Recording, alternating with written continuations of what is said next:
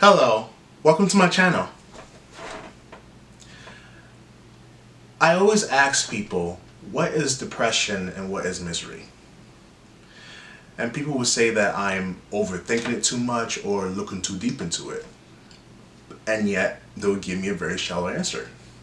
For example, they will say depression is when you're in a depressed or sad mood, and misery is when you're miserable or unhappy. Okay, that doesn't really explain anything. I would even check online to see what experts had to say, and they also said that depression is when you're depressed and misery is when you're in a state of mind where you're in distress or discomfort. Again, that explanation right there is still very shallow, which makes me believe that we all don't understand what depression is or what misery is.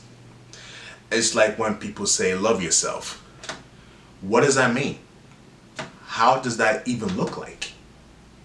People like to use words that they think that they understand just to sound smart, but they don't understand it enough to be using it in any context.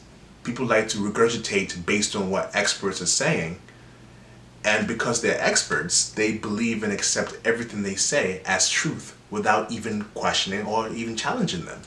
Now, I'm going to say this to you. Nobody can cure your depression but yourself.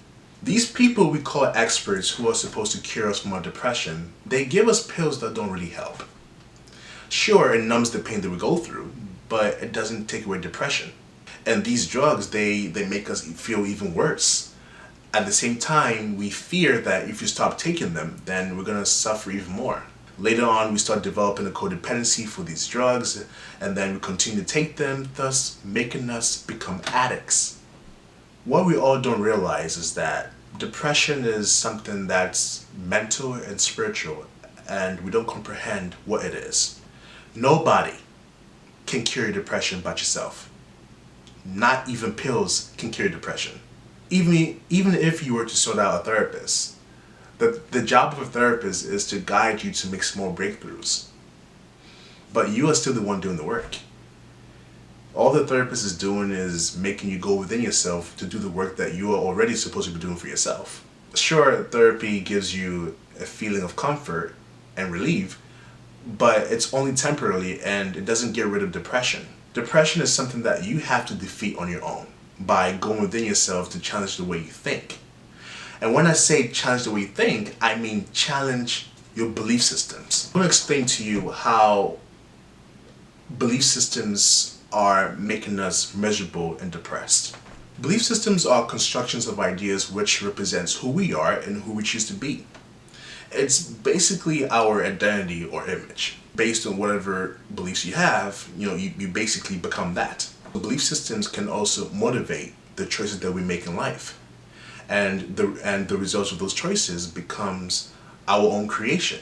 For example, let's say you're someone who believes that someone has to make you happy and has to take care of you. Now, because of the way you think, you become someone who's very dependent on someone to fulfill you and your every needs. And now you're going to make choices where you're going to attract certain people where they're going to feel like you need them, and you cannot do anything without them.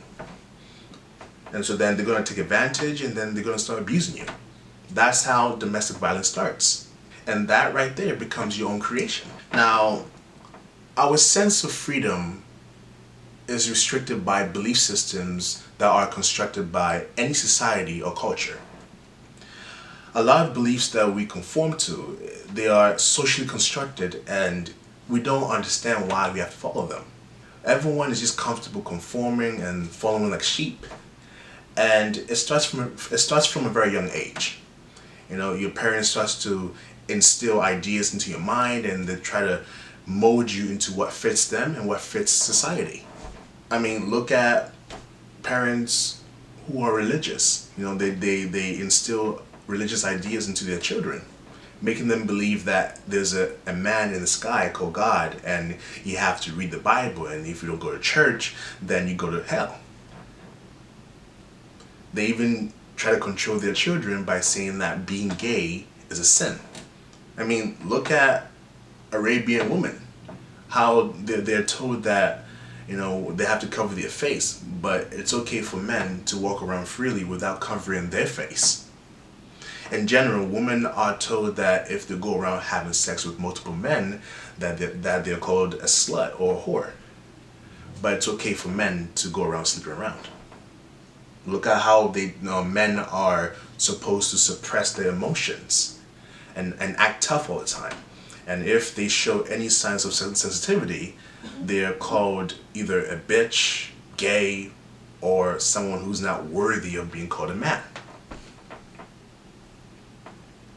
And even look at celebrities. You know, people believe that, you know, you have to become rich and famous in order for you to be happy and free. But what a lot of people fail to realize is that, you know, all these celebrities, they're not happy or free at all. You know, all eyes are on them, and, you know, people put these unrealistic expectations on them to be a certain way, you know, and they're not even allowed to even make any mistakes, which creates a lot of pressure and stress on them. So it makes sense why all these celebrities are depressed and why most of them commit suicide. You know, all these beliefs that we conform to, you know, we don't realize that it's restricting our freedom to be. You know, we all live a life where we don't feel free at all. We're constantly pretending to be something that we're not, always trying to please people all the time. We're always pretending at work, we're always pretending at school, on social media, everywhere.